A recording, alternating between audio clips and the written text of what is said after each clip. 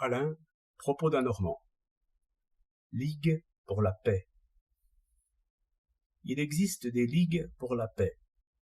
Elles se rappellent à moi de temps en temps par une foule de petits papiers qui disent toujours la même chose. Elles ont des présidents, des trésoriers, des secrétaires, des comités, des cours publics, des conférences, des banquets. Ces ligues existent pour elles. Leur activité ne va pas au-delà. Elles grandissent, se nourrissent et dorment. Dans les temps de crise, jamais vous ne voyez un député se lever et parler en leur nom. Les gouvernants préparent tranquillement et ouvertement la guerre. Les prophètes de la politique nous la donnent comme inévitable.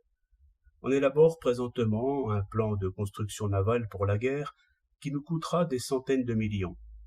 Que font les ligues pour la paix? Elles expédient leurs journaux et encaissent des cotisations.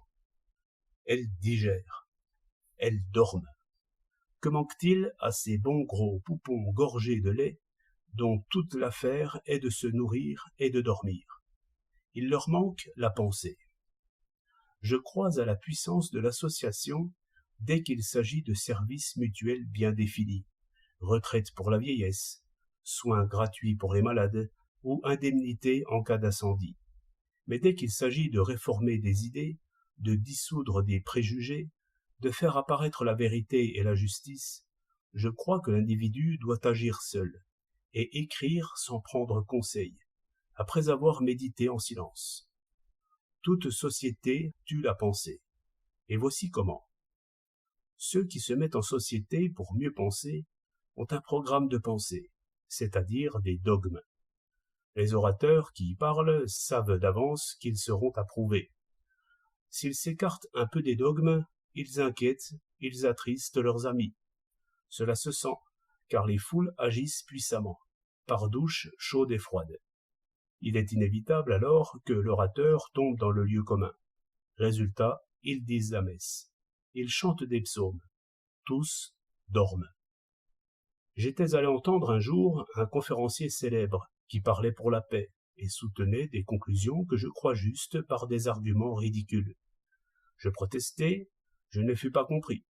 Mes amis me dirent avec douceur « N'affaiblissons pas nos propres thèses, restons unis dans l'intérêt de la cause. » C'est ainsi qu'on en arrive à parler au lieu de penser.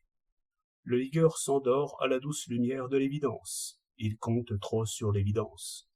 L'approbation de ceux qui l'entourent lui fait croire qu'un monde nouveau est né. La ligue ne mord plus autour d'elle, elle s'admire elle-même et s'agite à l'intérieur d'elle-même. Elle nourrit ses rêves en regardant son nombril comme le fakir hindou. 20 décembre 1908.